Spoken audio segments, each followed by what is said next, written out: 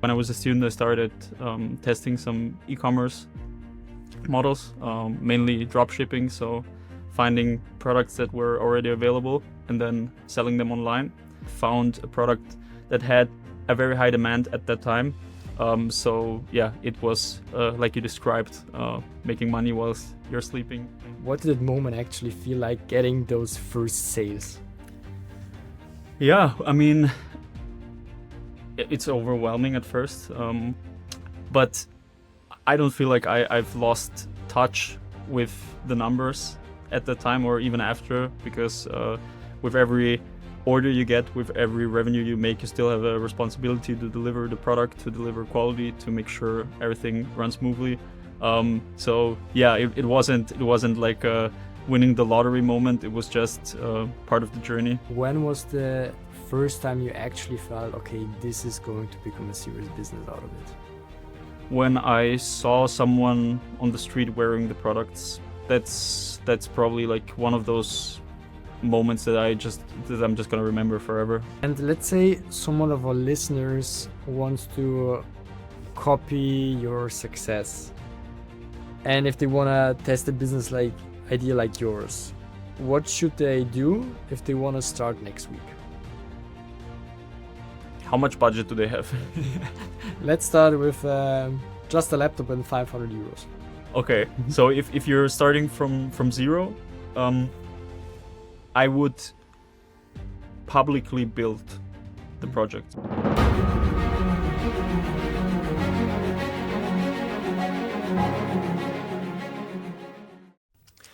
Welcome to a new episode of Once Upon a Student, a place where we uncover the untold stories of extraordinary individuals. My guest today is Nino Pérez, a name that might not be globally known yet, but the one you have to remember. Because let's be honest, every one of us, every student has once imagined at some point at least about building something fast. Finding the one idea that scales while you sleep. Watching the orders roll in between lectures. But what happens when one of the students actually does it right? Nino didn't just test a dropshipping model, he mastered it. As a student with no warehouse, no inventory, and no product. Today, Nino is the co-founder and CEO of Plusgear Sports, one of the fastest growing sports brand wear in Austria. A company built not on hype, built on trust, feedback, and obsession with customer needs. He's taken the stage of Austria's Dragon's Den, scaling into one of the most competitive spaces in consumer products, and done it all by flipping the usual fast-scaling e-commerce playbook on its head. And if you're a student, an entrepreneur, or someone chasing fast results, this conversation with Nino might just show you how fast can also be smart, and how learning can lead into something real. Welcome, Nino. Hi, thank you for having me. Thank you for accepting the invitation. And let's get straight to the moment most people never talk about. When you're in your early 20s, you just made real money selling something you haven't even manufactured yet. What did that moment actually feel like, getting those first sales? Yeah, I mean, it's overwhelming at first. I mean, it's not as fast as it always sounds. So on my first projects, it took a couple of months until the first revenues rolled in. So yeah, as you said, when I was a student, I started testing some e-commerce models, mainly dropshipping. So finding products that were already available and then selling them online.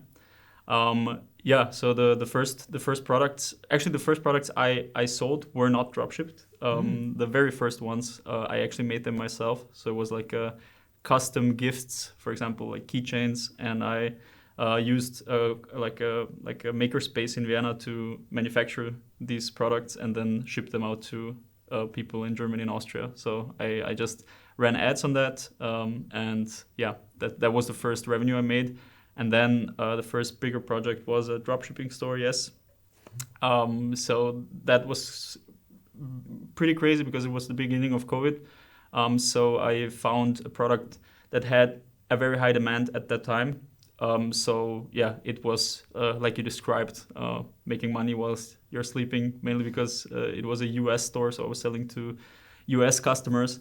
But I don't feel like I've lost touch with the numbers at that time or even after, because with every order you get, with every revenue you make, you still have a responsibility to deliver the product, to deliver quality, to make sure everything runs smoothly. So yeah, it wasn't like a winning the lottery moment. It was just part of the journey, but it was fun. It was like, of course, the record-breaking days are always fun, but I always made sure that I wouldn't get out of touch because of those exceptions. So besides the euphoria, there was also the stress and the responsibility coming along with that. Yeah, of course. I mean, if you're doing business, it's not just like closing the customer, just making the sale, but everything after. And if you neglect that, then you're gonna have some issues on the long term, because you just meet, especially in online trade, refunds, returns, the whole management of just making sure all of that runs smoothly is not as easy as it sounds. And yeah, like I've met a lot of entrepreneurs that were very happy about their sales numbers, but then forgot that a certain percentage was going to be returns or refunds. So that's one of the first mistakes people make when they sell online. But yeah, it's just part of it. So really have to be aware that don't reinvest the money until you know that actually the product was delivered and everything was fine with that. Yeah, exactly. So, but that's just in general a basic business procedure that should be applied by anyone running a business. Totally agree. Yeah. And you were simultaneously you were studying at the VU. How have you managed that pressure of building the business, scaling it actually pretty quick, and also having the responsibility of finishing your degree at the university? Yeah, I mean, to be honest, I was rushed into studying at VU because it wasn't my initial plan. I thought I was going to do the social year after school, but I was very quickly, like very short before the start of the year, I was notified that I didn't have to do that because I have a heart disease. So I had to start uni faster than I wanted to. So I just signed up here and and just wanted to see how it goes. But I quickly just noticed that it's very theoretical, and I enjoy applying my skills on practical projects. So when I was a kid, I ran YouTube channels, stuff like that. So I already knew that there are ways to make money online, and already acquired some skills during that time. So I was like, even during school, I was doing something on the side. So doing something on the side during university was not that big of a change for me. And also, like it's just much more fun to actually apply the things you learn at university to your own projects. Yeah, because when there were times where I didn't have a side hustle, or when I didn't do anything like business-wise, I struggled to like really understand the things that we were taught here, because I couldn't apply it on my scenario. So yeah, when I did have something on the side, it was much more fun, because then I knew, okay, if I use this theory or this approach, just all the things we learn here and apply it on your own project, it's just also easier to learn. And thus, I actually think it benefited my studies, because it was easier to remember or easier to understand, because I could apply it immediately. Yeah, and it's also a very brave thing to do, because in Austria especially, I have the feeling that we have this mindset that is not built for entrepreneurs. If you're, I don't know what your experiences with that were, but I think entrepreneurship is not the ideal path for everyone here in Austria. What were your experiences on that? Yeah, it isn't. It's very tough to pin down why that is the case. But yeah, for me, I spent a semester in the US at a university that's specialized on entrepreneurship, and being there was a huge game changer even for me, even though I was already doing some things on the side before that. I was at a university where everybody that was a student there had to have their own business. So it was just a complete different mindset. So everybody you talk to, it was just, what do you do? What do you want to change? what's your approach? How far are you? Do you make revenue already? Stuff like that. And a lot of students there went on Shark Tank. A lot of them already sold companies and were still students there. So it was just a complete different perspective. Wow. And also every student there really thought of themselves that they could change the world. And that's something that I don't think a lot of people really imagine here. I don't know why that's the case. Like I couldn't really say why it is like that, but it would be a weird thing to say if you have a conversation in Vienna and you immediately say, I want to change the world, I want to change the world. It's it's a cultural thing. But of course, in every culture, in every country, you will have people with similar mindsets. And if you surround yourself with people that have the same ambition as you can do that here at WU as well.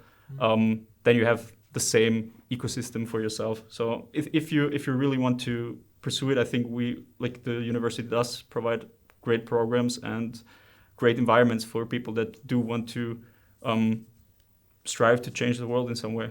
That's great to hear. And let's dive back into your entrepreneurial journey. You said, how would you describe the terminology of dropshipping? What did it mean for you, and maybe what was your first product? Yeah, I mean, dropshipping as a word or as it's a very negatively there is a lot of negative feelings about that, or it's been used negatively for a lot of people, scamming people with cheap products. So I think the public perception of it, I mean, maybe people don't even know what dropshipping is, so we'll explain it. So dropshipping is basically selling products that you don't own. So you're selling products from another supplier, from another warehouse, and you're just finding the customer. And as soon as the customer places the order, you pay the supplier and the supplier ships directly to the customer. So you just don't have the inventory risk that you usually would have if you had your own products. So that's like the basic structure of how it works. And it's perceived negatively because a lot of young entrepreneurs used to or still do buy cheap products mainly from China, and then sell them in Europe with a huge markup, which I mean essentially is the concept of business. I mean, most global corporations buy their products for a minimal percentage of their selling point, but it's just very heavily tied to pages like AliExpress or Temu, where people say, okay, I could have gotten the same product from AliExpress or for Temu for a couple of dollars, and I paid from this shop for a multiple of that. So that's like the main negative perception people have. But essentially, dropshipping could be anything. There are a lot of European manufacturers that have great products, but they don't know how to sell online.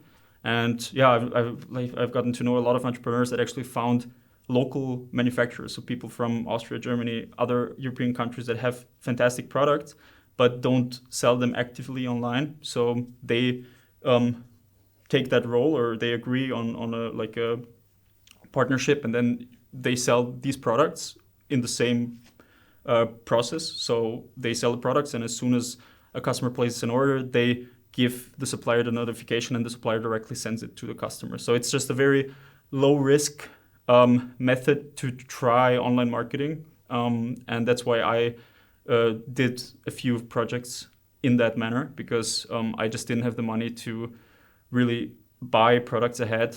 And I didn't want to risk buying products that I wouldn't be able to sell. It's super difficult for younger people to invest a lot of money in a lot of products.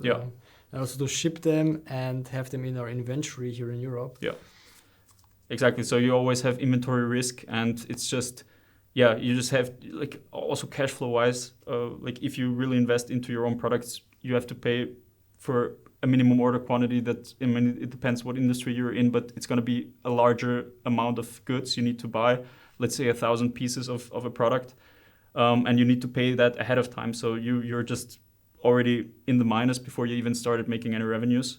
So that was not an option for me at the time. So I decided to try that. And the first dropshipping product, I can tell you the first successful one, because I tried a lot of products that didn't sell. And that's also part of the journey. I think a lot of people don't talk about their failures or their mistakes. And to be honest, it's when it comes to business ideas or trying things out, it's very much about the quantity. So you need to test a lot of stuff before you get your first result or your first project that actually gets any traction. So I think my first store that actually made a profit was probably my fifth or sixth store, and it was the one I mentioned during COVID. So it was equipment for cutting your own hair in the USA because the barbershops closed for a couple of months, and I wrote an ebook on how to do it yourself, and the ebook was a free product added to the bundle. And so it was like a all-in-one solution for people during the time where barbershops were closed. So that was the first success story. It's perfectly anticipated. This is what a typical businessman looks like. He sees what the world needs and supply and demand. Yeah, I mean, if honestly, if younger people ask me what they should start doing, I would always say just look at the current global trends, look at what's happening, and be opportunistic. There's so many, especially in the last 10 years, there were so many new developments, new crises, things, unexpected things happening. And if you just think of every change as an opportunity, you will find a way to make a quick buck. That's not a long-term business, and it was it ran well for 2 or 3 months, which is nothing in a business perspective. But when you're a student, something like that could actually change your life in some way, because every euro you earn is quite valuable as a student. So I would say just be opportunistic, get experience, try it out, and also recognize when it's over. So I think a lot of people pull the plug on projects like that too late, and then they burn all their profits. But of course it's just a pump and dump project, so it's not nothing long term. So I knew that was not going to be something I was going to do for my whole life. Yeah. But was this revenue the first starting point of Plusgear?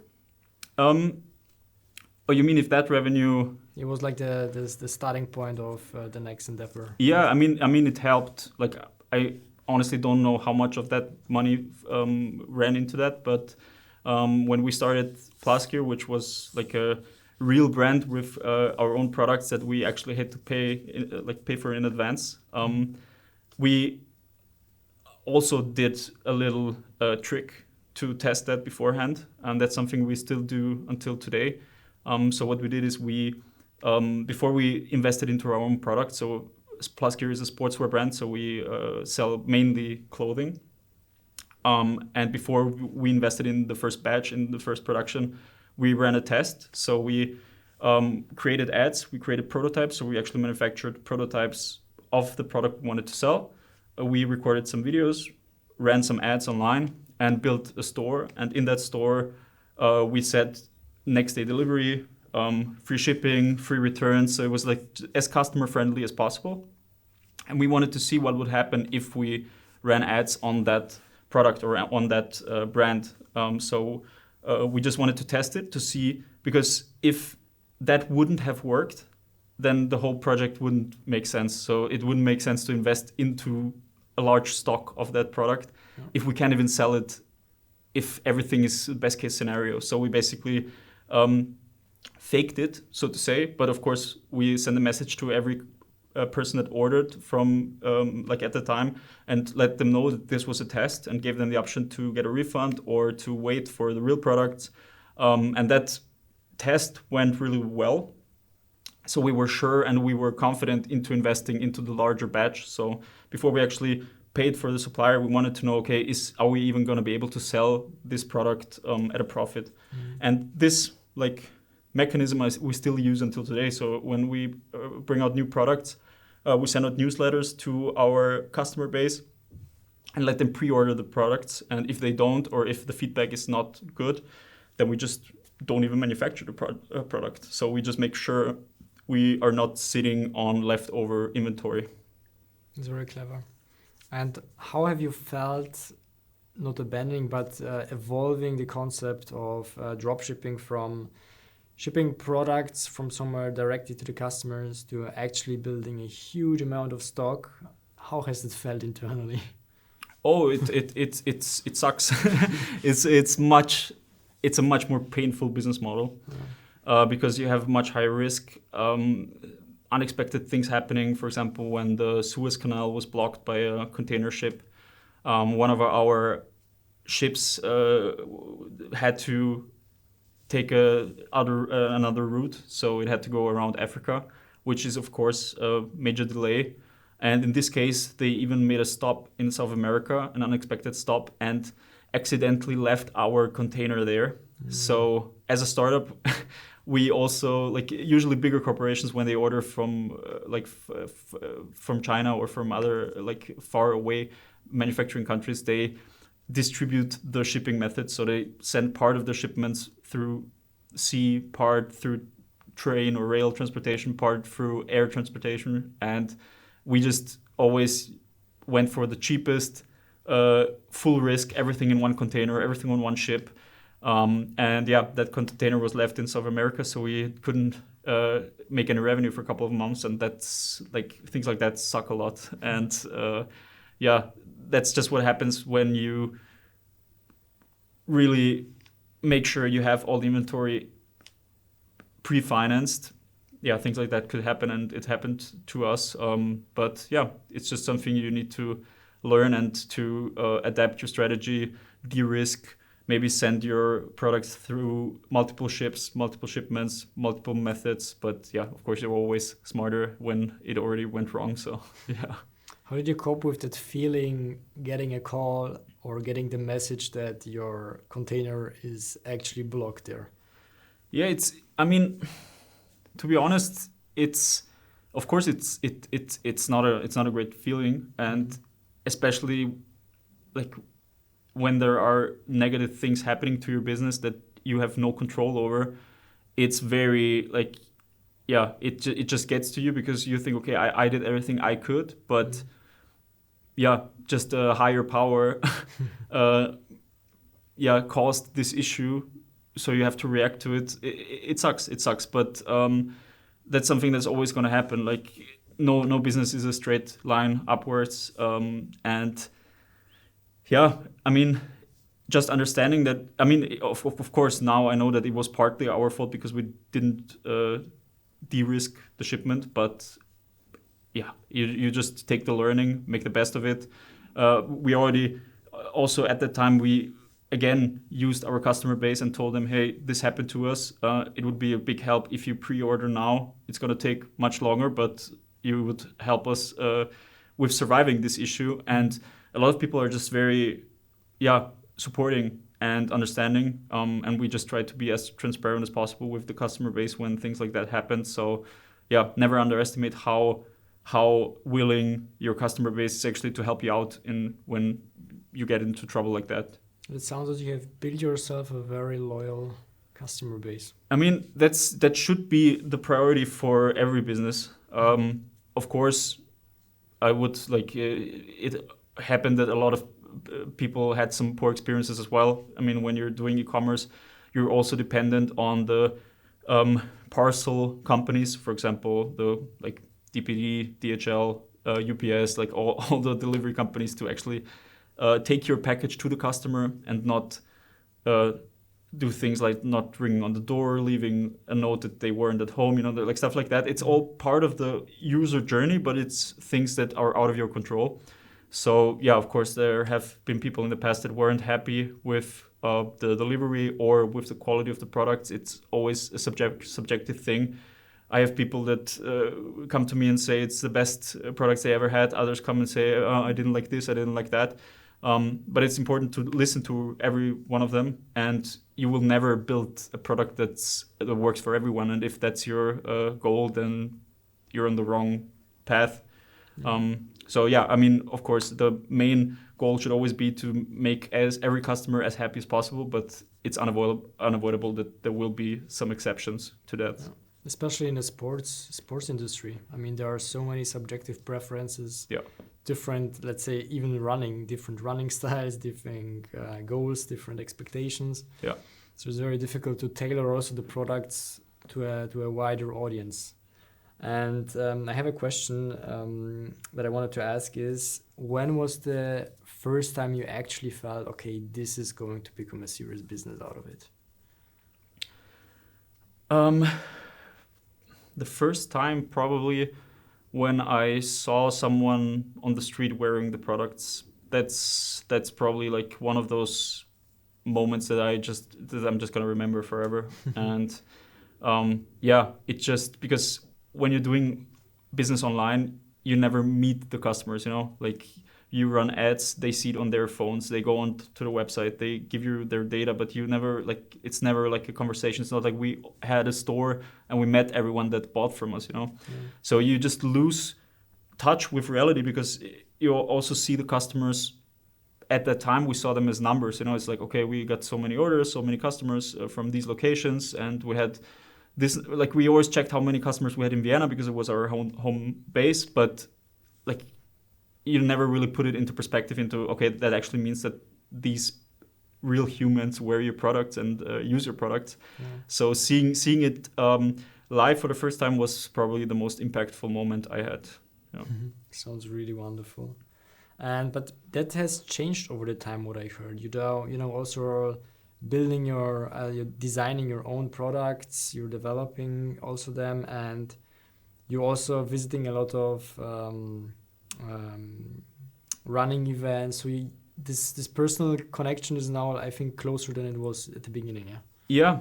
To be honest, it was one of our biggest mistakes was focusing just on doing it online for a very long time, because we thought, okay, this is something we know, we understand, but we never really took time to meet our customer base. Like we did do some customer surveys, so it was always our priority to have a dialogue with our customers, but it was never face to face, and it was never like a full long conversation.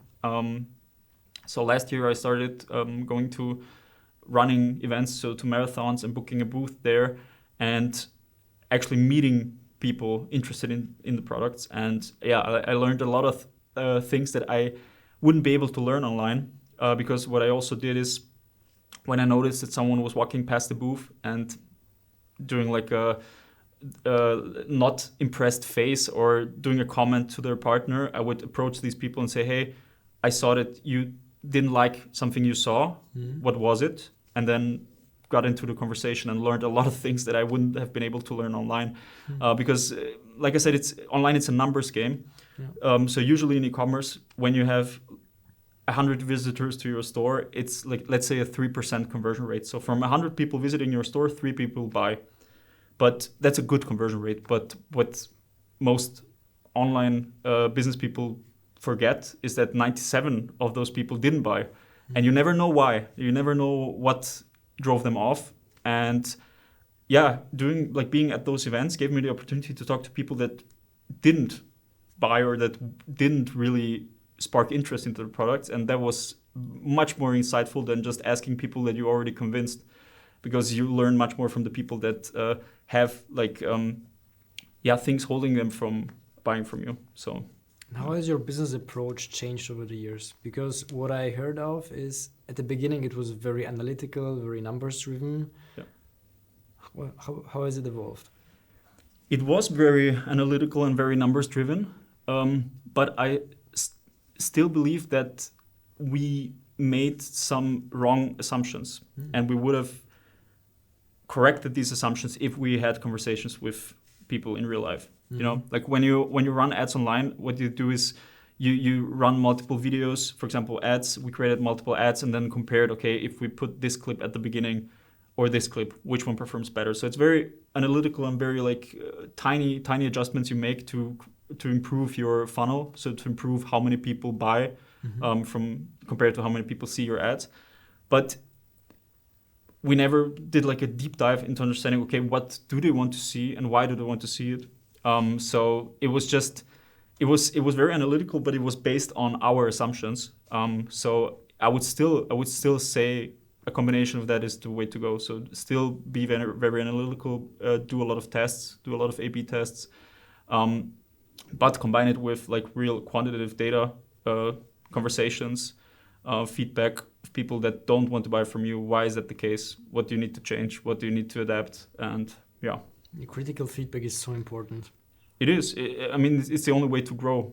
Yeah. And it's the only unbiased feedback, because if people already bought and you ask them in a survey what they would have liked differently, it's like they're biased because they already bought. So it's not going to improve your conversion rate because you're only making it for the people you're already convinced easier. You know what I mean? So it's a different target group. And if you only adjust for the people that already bought, you're missing out on a huge number of people. Yeah, it's a missed opportunity then. Yeah, 100%. Yeah. But I always tell that you need like 2 types of feedbacks. The first one is positive feedback, just as a balsam for the soul that, okay, everything's working somehow, or what's positive. But you also need those critical moments where you can sit and rethink, not everything, but a lot of your strategy. And yeah. Like, now that you mention it, I've met a lot of people, young entrepreneurs selling online. And one common topic that everybody hates is customer support. You know, like, especially when you just started, every founder is doing it by themselves. You know, like they are basically running everything. So you're just every department is the founder. CEO, CTO.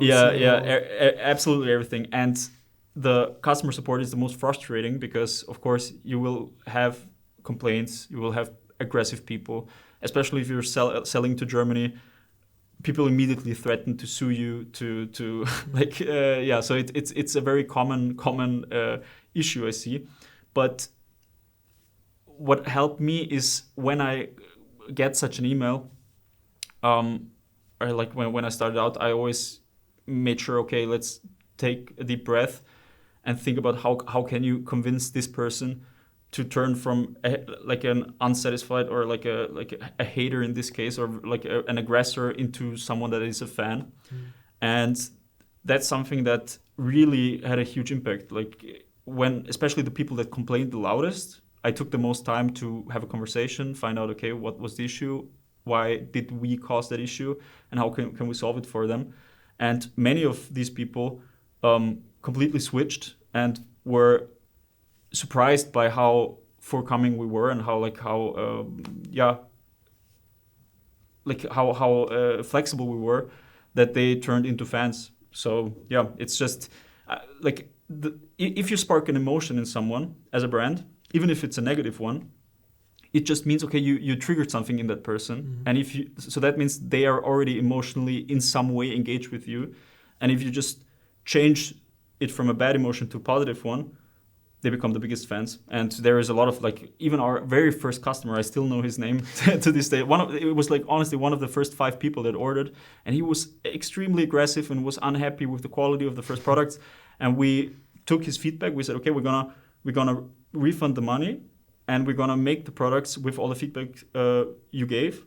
And then we sent him the products for free, and he was extremely happy with the new product, and he kept ordering. So he just bought the products a lot of time and wrote public reviews telling that story and stuff like that. So so if someone shows an emotional reaction, take time to be proactive and find a way to turn these people into like your fans and not your haters. And I totally feel that person. If I would complain a company, and they would react like you did, I would probably also become a fan, because I will feel heard, seen.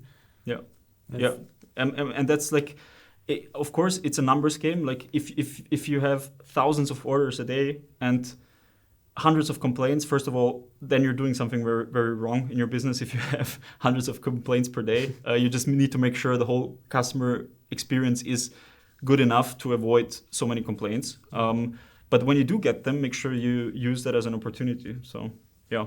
Great. And what did you do differently from the typical scale-up models? What was your success secret that you could share with us? I mean, I wouldn't say we are a scale up yet. So especially when you're selling physical products, it's very tough to grow. Especially like when we had things happening like a container not arriving and not having any products and having months with zero revenue. Like that's it's very tough. So I'm also like the businesses I'm building, I'm not building them to scale them very quickly. I'm just like I make sure it's slow and steady, but the numbers are the way we want them to be. So yeah, I cannot give you an answer to that because it like scaling or explosive growth was never the plan and also not possible. Like you cannot, when you're selling and manufacturing and developing physical products, it's gonna be a long game and a slow game. Okay. And you gain also a lot of public attention by joining the Austria's Dragons Den, as they're called, 2 Minuten, 2 Millionen, 2 minutes, 2 millions. And how has that experience changed your life? I mean, it's one of those things I think every entrepreneur or everybody that wants to push their own idea into the world, it's just one of those bucket list things you want to do at some point. And I love to watch the show as a viewer.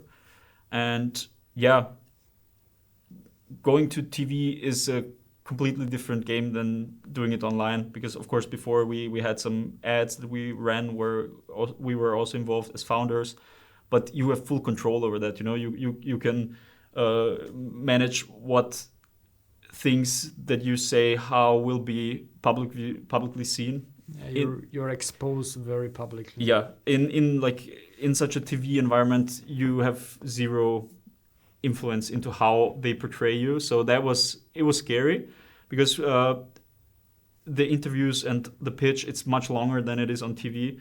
So if they take some parts that were like put you in a poor light, or when you didn't really give a great answer, it could be just publicly displayed like you're incompetent, or that was our fear before that. But I would do it again. It was a lot of fun. It's just getting out of your comfort zone, and it's just also a huge trust factor. So if you're, especially if you're an online business, TV is still very renowned. And when we were able to put on our website that we were in TV, or just use images from our pitch, it just helped giving a more trustworthy perception to the brand, because they knew, okay, if they went on TV, then it's probably a serious business. So especially in Austria, I think here it is more difficult to build trust among customers. Yeah.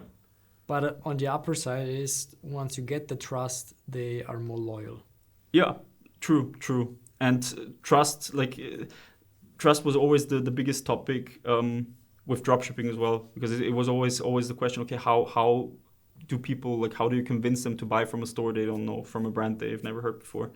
But maybe one example about dropshipping and about trust. So for example, you're in the art business, right? Yeah.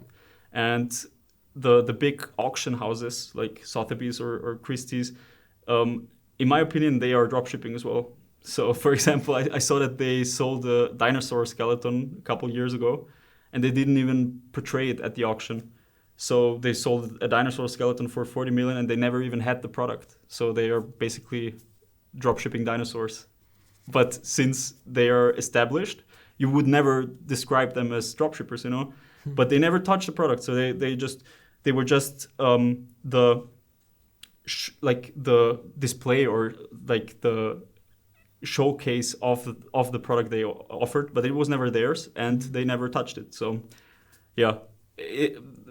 trust is a huge factor when it comes to the perception of dropshipping or that business model, especially in the 40 million purchase. Yeah. Like you would never say they are dropshipping, but essentially, by definition, it is. So yeah. Art is also a very, it's different field, because it's so much built in reputation, and it's very.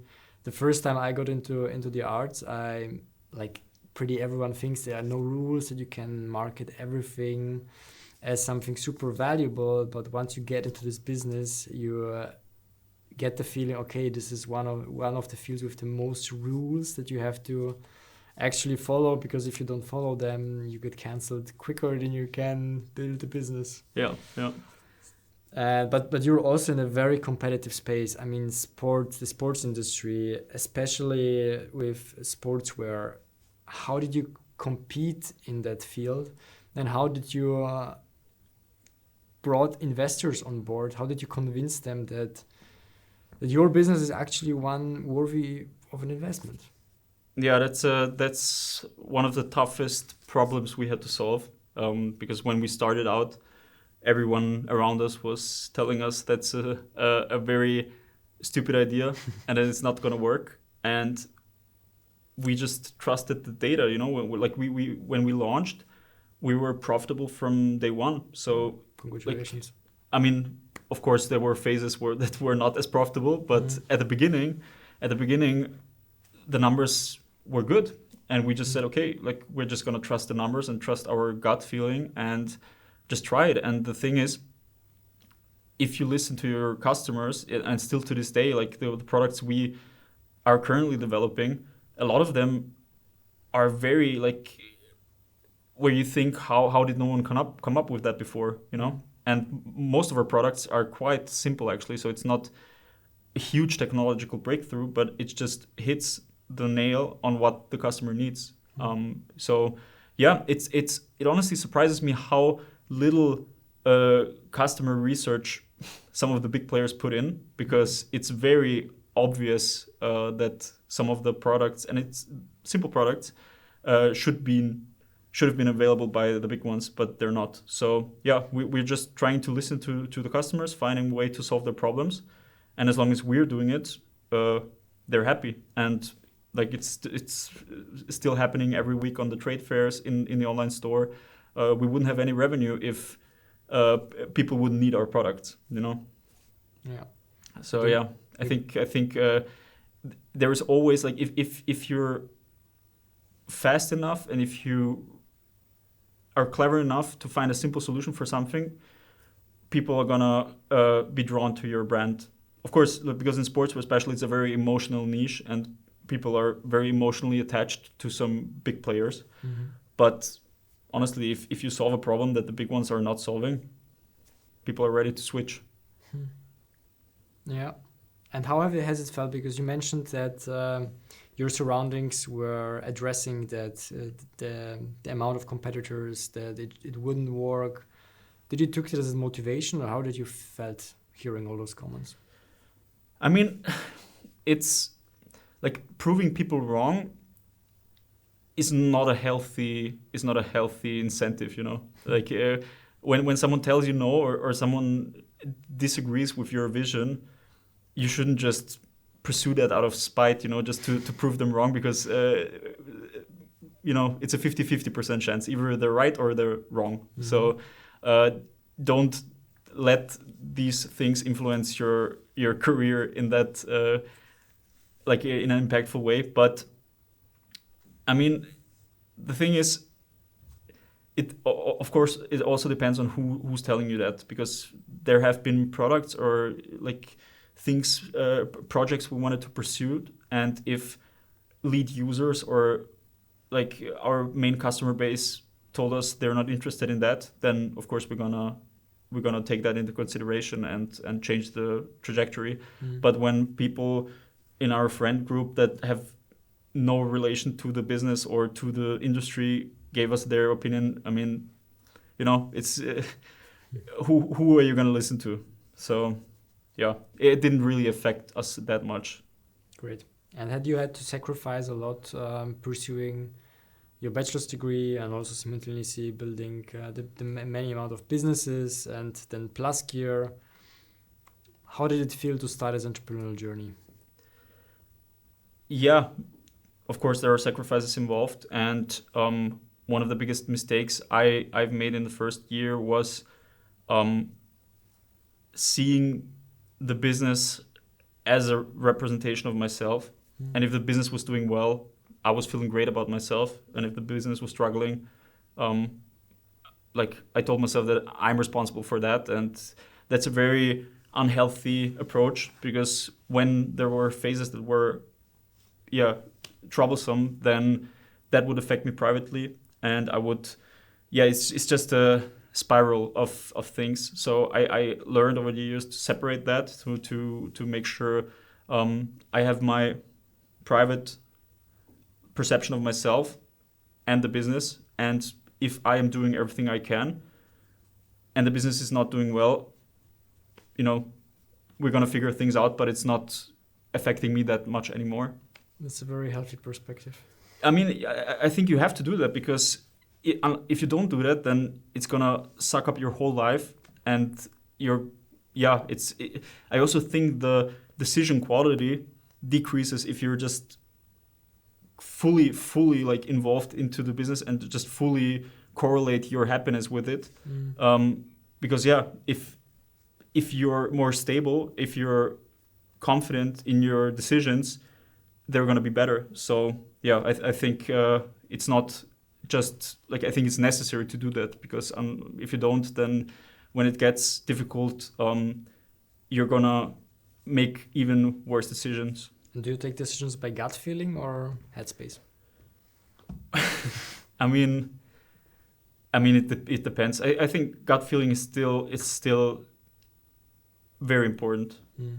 So I still listen to my gut, especially when it comes to people. When you meet people and meet partners, listening to your gut has proven to be a great indicator in that regard. I totally agree that when there's a little ick, when you feel something's wrong, even if the person, the product, the business is maybe perfect, you have the feeling, maybe this is not the right fit for the company or private life. And let's say someone of our listeners wants to copy your success, and if they want to test a business idea like yours, what should they do if they want to start next week? If they want to start next week, what are the first steps? I mean, how much budget do they have? Let's start with just a laptop and 500 euros. Okay, so if you're starting from zero, I would publicly build the project. So I would learn how to speak in front of a camera, start recording yourself, be vulnerable, be transparent, post your videos on social media, and just see what the feedback is like. Because, of course, you may not have a huge reach at the beginning, but even if you have just a couple of people that are invested into your journey and give you feedback, that's a great tool for market research and also for building a following. That's something we did not do, but if I had to start over, I would do it, because it's the lowest risk approach. So you just start making videos about your journey, about what you intend to do. And it's super interesting. I saw a lot of videos online, like people buying a house, and obviously more budget here, but they're buying a house that was looking like a haunted house, and they are just starting to rebuilding it. And they post everything online, the whole process, everything they do. I mean, people love stories like that. People love zero to hero stories. It in every aspect there is. And if like the most expensive thing we have as an e-commerce brand is marketing. So buying the attention of people is the most expensive. It's just the most expensive part of our business. So if you're able to build a following, it doesn't have to be thousands or millions of people. Like even if you have hundreds of followers, it's like, don't underestimate how high the purchase power is of these people. Because if they're invested in you as a person, and if they enjoy what you're doing, and they're ordering or pre-ordering your products, you could make a living of a couple hundred followers. Of course, it depends what industry you're in. But just putting yourself out there and building a following is always the best approach, because you're saving all that marketing spend, because you don't have to spend money for the attention. You gain it organically. So just building in public and building a personal brand or a personal story behind what you're doing, especially as a student. I think is the way to go. And along the way, you learn skills like video editing, storytelling, marketing, building your first website, stuff like that. It's just a skill set that you're gonna have to you just need to know how to do these things if you want to build an online brand. So yeah. I love that quote that you shared. I don't know the quote, but the insights that you shared right now, because I think even in entrepreneurship, if some project fails from you, or something doesn't work the way out that you wanted to do, you learn so much along the way, because those skills are so difficult to be collected at like normal internships or at the university. Yeah. You just become a completely different person out of entrepreneurship. Yeah, 100%. And I like, honestly, the best entrepreneurs I know are amazing at storytelling. It's the same like when you're pitching, like when you're doing a pitch, it's storytelling. You're selling a story, and and that's something you can learn and you can exercise, you know. And if you do it yourself with videos and just post it online, you're basically every day is about storytelling. And if you learn that, it's like a muscle. You get better and better, and then you'll be better at pitching your product. You'll be better at understanding how you can convince people and how you can influence them. So yeah, it's just like you said, you're just building a huge skill set that you can apply on any business endeavor. Yeah. So you learn how to market yourself as well. Yeah, that's the first step. If you cannot market yourself, how can you market a product? Yeah, because it sounds difficult, but basically you're selling yourself all the time. Yeah, every day. No matter if it's in friendships, if it's in partnerships, you have a certain value, and how you came across, how you deliver this value is so important. Yeah, 100%. And one topic we didn't talk about yet is artificial intelligence. We shared already a small talk before actually starting the podcast. We both saw that AI is not always the best tool, and there are sometimes the own gut, as in most case, the own gut feeling, the own experiences are more valuable than what the artificial intelligence is saying you. So what would you tell people thinking about building a business completely based on the feedback on AI? I mean, we use it daily. Like it always depends what kind of AI you use and what you use it for and what you're trying to achieve by it, you know. For creative, like for research purpose, I think it's amazing. Like when you want to find out facts about specific things, like if you have a business idea and you want to learn, okay, how big is the market? Who are the competitors? What is the selling point? How much revenue potential do you have? Which market is not saturated? You know, like these are like things that there is data about it, and you can just get a quick answer. And these kind of things are very valuable, and especially to test if an idea you're pursuing actually makes sense on the number side. You know, so to like. If you're doing numbers research on ChatGPT, that's a great tool for people just starting out. And also just pitch your idea to ChatGPT. Just say what you want to do, who you want to sell to, and ask for, how much can I charge for it? Who should I contact? Who should I start a partnership with? Like it's just a more efficient way to do research. Then of course, other aspects you can use it for. I mean, image and video generation is still not quite there, but it's insane how fast it's progressing. So just in regards to media, like product photos, videos, ads, stuff like that, like we do use it at times, but it's still not like it's not as good as a great real shooting. So but like we're still testing it regularly.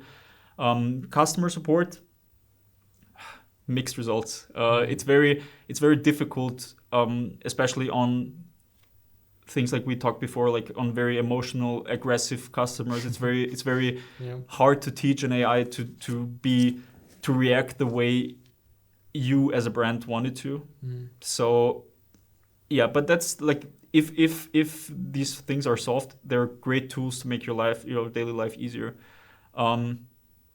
But yeah, I mean, you just use it as a tool, find a way to use it for your advantage, but don't rely fully on that. Like we talked about, the thing that AI cannot do is having those conversations at the trade fair, for example, talking to people that don't want to buy from your brand. Like, like that's not an opportunity AI can take.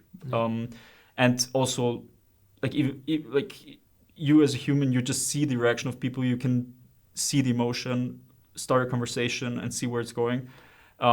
So that data isn't really acquirable through artificial intelligence because it really needs that face-to-face emotional conversation. And that's probably the most impactful thing we have in our business. So yeah, that's something that cannot be replaced yet. Yeah. So use AI as a tool, not rely fully on AI. No, I mean it's the same with every business development of the past years. It's always about finding the right balance, and efficiency is always good. But just don't get lazy just because you have these tools. I agree. I think many people are chasing actually very quick money, and the problem that I see with AI is that people think that they can do many more shortcuts now, and instead of the promoted 1 month and you can get already a millionaire, they think, okay, I can do it in 1 week already.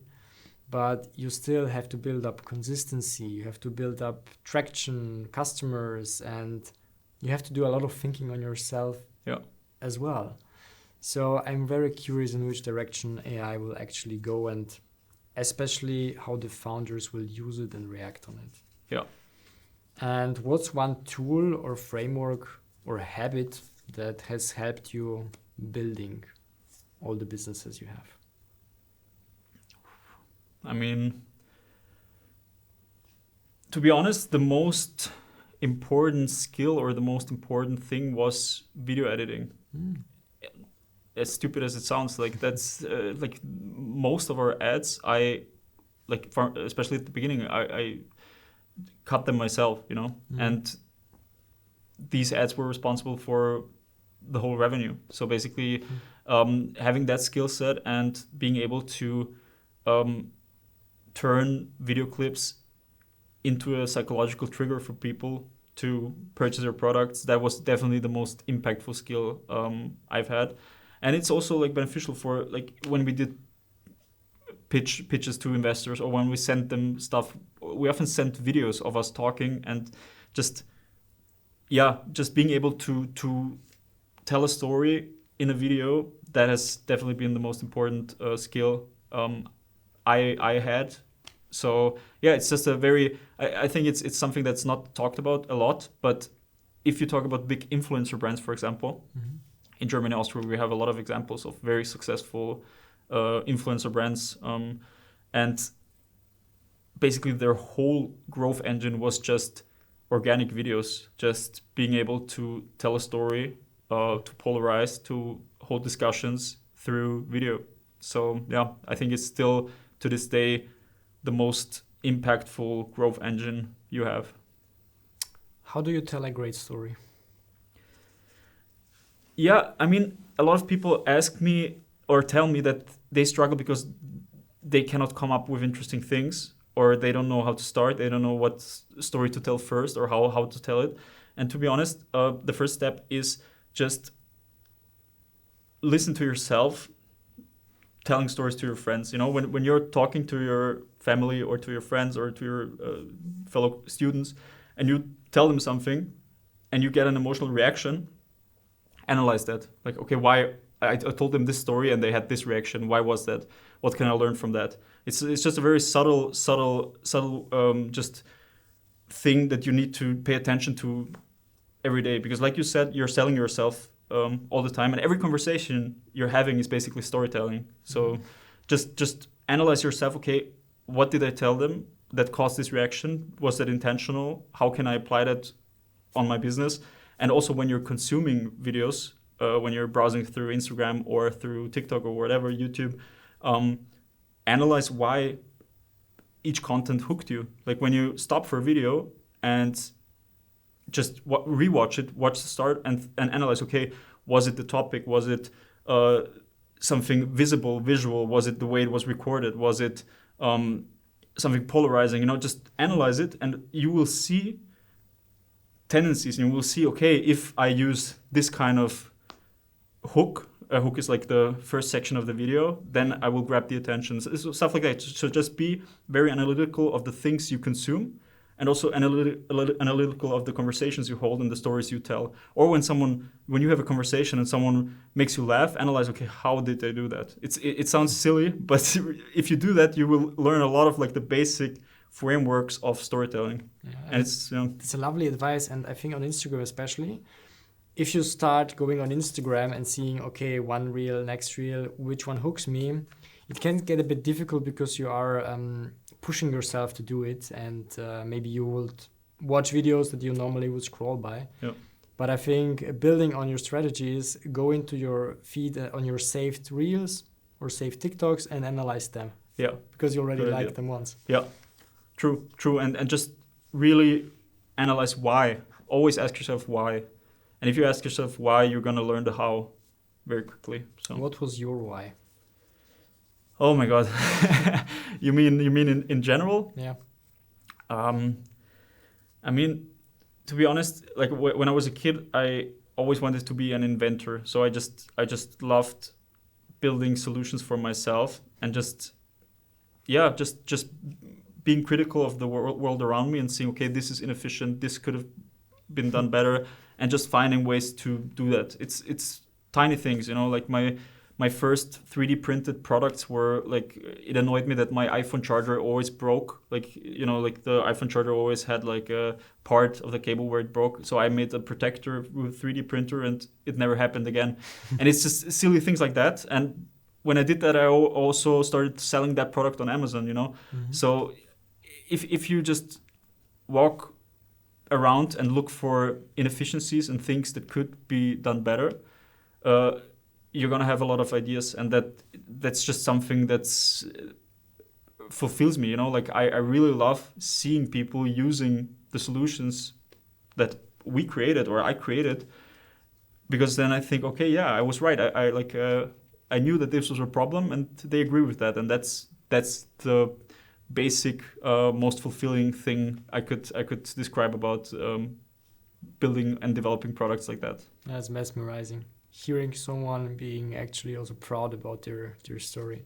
Yeah. Are you proud? I am. Yeah. I mean, it's tough. There are a lot of downsides. But that's like every journey has its pros and cons. But yeah, I am like, when I wake up, I'm looking forward to the things I'm gonna do that day, and that's, in my opinion, the most important thing. Yeah. So yeah, I'm proud. I'm happy with how things turned out. And what would you like to be remembered for? Oh, that's a great question.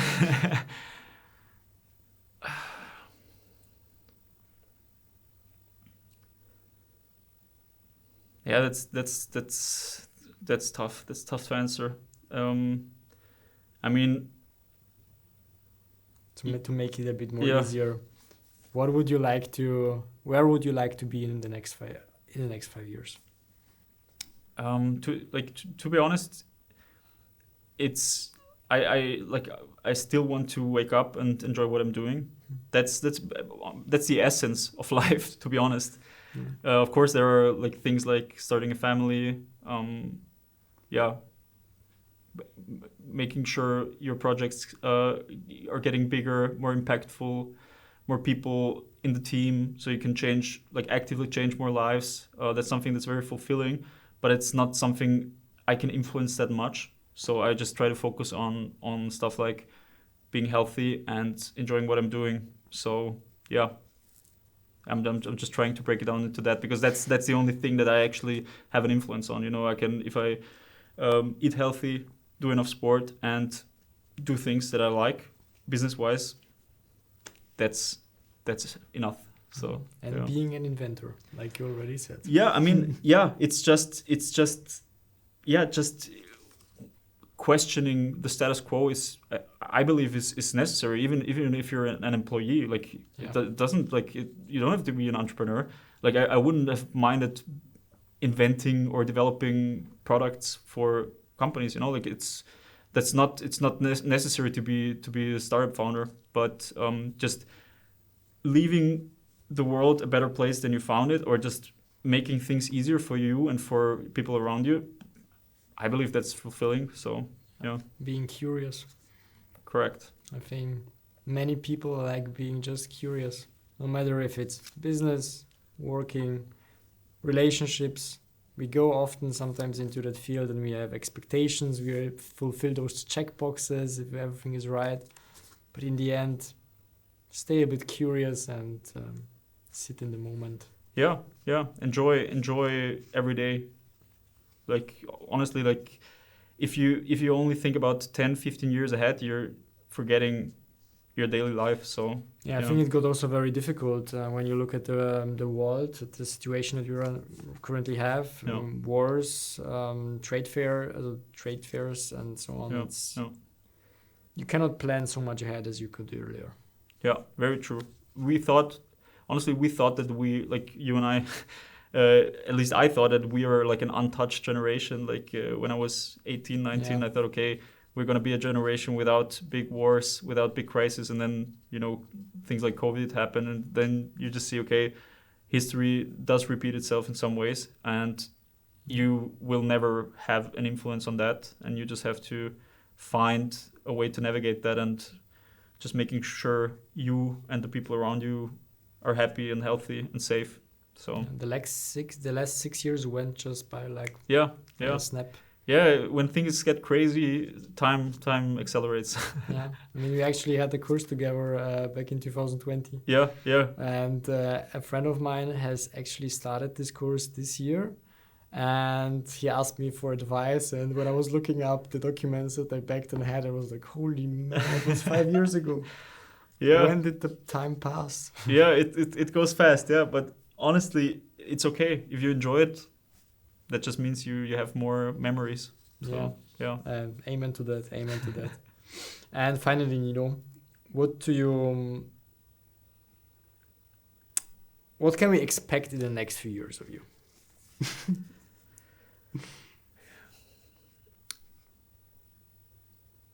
This is actually one of the toughest questions for me, because like I live in such a volatile environment, like there are so many ideas, so many hopes, so many visions, but it's all dependent on external factors. So I don't really, I'm not gonna just say a statement and say, okay, this is gonna be the case in 5 years, because it depends on a lot of things that I don't have an influence on. I also think people overestimate how much founders or CEOs have an influence on the success of their business, because most startup success stories, it's a combination of preparation and timing and luck, and only preparation you can influence, timing and luck you cannot influence. So just one of the three bases for business success is on the business itself or on the founder in some way. So I don't like giving a specific target in that regard, but I hope that in 5 years I still, like I said, I'm gonna repeat myself, but I'm still doing what I enjoy doing, and that's it. That's a wonderful inspiration. Yeah, I mean, it would be juicier if I said this number or this goal, but it's It's always I always answer this question by world domination, because it makes our person laugh. Yeah. I mean, that's of course, in some way, I hope I'm not people don't misunderstand me as not being ambitious. Like I do have, of course, goals and have specific targets, but I make them for myself and for the team. And I wouldn't say that you're not ambitious. I would say that you have gathered already a lot of experience, and before you say something loud, you have to think about it 100 times internally. Is it true? Yeah, of course. Like a lot of things that I expected to happen didn't happen. A lot of goals I wanted to reach I didn't reach yet. That's just part of the journey. But yeah, I'm just trying to grow as a person every day, and if I do, I'm sure business-wise everything is going to fall into place. Yeah, for sure. Thank you very much for being my guest. It was a pleasure to have you here, and I wish you a lot of success, a lot of luck for your future endeavors, for your future story. And I have heard a bit about the future of Plusgear, and feel free to follow his journey, follow their journey, because there are exciting things coming up. So yeah, thank you very much for your time. Thank you.